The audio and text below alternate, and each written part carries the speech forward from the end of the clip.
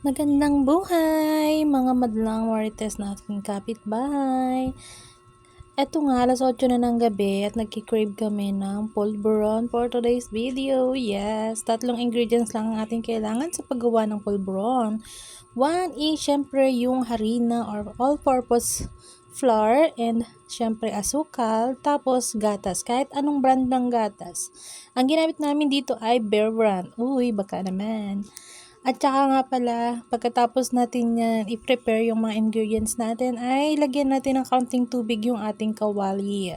Huwag nyo na lang po pansinin yung kulay ng aming kawali dahil yan talaga ay, antique na. Antique. Atik na talaga yung kawali na yan, kaya ganyan na yung kulay niyan. Or kulang mo sa hugas yan, charis. Ayan, pagkatapos natin lagyan ng mantika para mga guys, ay lagyan natin to ng harina. Konting-konting mantika lang guys yung ating ilalagay dyan. Hindi ko alam kung para saan yon, basta nilagyan namin yan ng, mantika, harina. Siyempre, lalagyan mo harina yan. So, ayan na nga guys, pagkatapos ay makikita nyo dyan na medyo mag-brown-brown yan. At nga pala yung apoy nyo dyan ay dapat ay mahina lang para hindi kayo masunugan ng harina. Yes naman. Pagkatapos nga ng harina ay ilalagay natin dyan yung ating sugar. Maya-maya lang ng kaunti. Hintayin lang natin maluto-luto yung ating harina. Ay, bakit gatas na yung nilagay ng kapatid ko? Dapat asukal yan eh. So, inuna niya pala yung gatas, guys. So, diba, alam nyo na, hindi ako nagluluto. For the video lang kasi yung person. Kasi nga, siya yung marunong yan magluto ng bulburon. And gatas yun na inuna niya. Parang mali. Charis. Kanya-kanyang trip naman yan, guys. Basta magawa nyo siyang pulburon. Ganyan na naman din kasi yung procedure niyan eh. Lalagyan mo ng gatas, lalagyan mo ng harina. Yung gatas ay pampakrimi lang naman yan.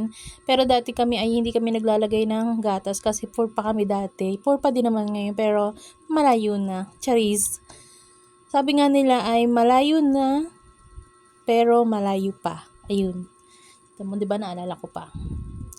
Haluin lang natin to guys ng haluin na. Huwag natin titigilan to sa paghalo kasi pag tinigilan natin to sa paghalo ay hindi mapapantay ang ating pagkaluto. Tama. Ayan, kailangan natin haluin yan ng haluin kasi kung hindi nga natin hahaluin ay hindi pantay yung pagkakaluto niyan. And makikita nyo dyan, may dinudurog-durog na ako. Ako yung naghahalo niyan. Promise. Ako na talaga yan. Nadurog-durog ko kasi parang may namuumuo. Then sabi ko nga sa kapatid ko ay kumuha siya ng pangbati ng itlog kasi parang mas okay pero hindi rin effective. Kaya maya-maya ay amin din niyang sasalain para matanggal yung buo-buo kasi hindi yun masarap pag kinain. Tignan nyo, ayan o. Diba? Sinasala na namin. Ganyan nga guys para maano natin yung mga buo-buo. At ang laki naman talaga. Hindi talaga siya masarap kainin kung ganyan kalalaki ba naman yung buo-buo makakain mo for today's video. Ayan, tingnan nyo guys. O diba? Siguro yan yung yan yung malalaking asukal, hindi naluto, tapos yung harina na buo-buo sa mantika kanina. Hindi ko alam ba't kasi nilagyan ng mantika yun eh. Dati naman hindi kami naglalagay ng mantika. Talagang level up lang talaga kami. Charis. So, ayan na nga guys. Hanggang dito na lang. Sana ay nag-enjoy kayo and try nyo na rin gumawa ng sarili nyong pulburon para hindi na kayo bumibili sa mga tindahan. Thank you guys sa palaging panonood ng aking mga reels. And see you ulit tomorrow. Bye! God bless you all!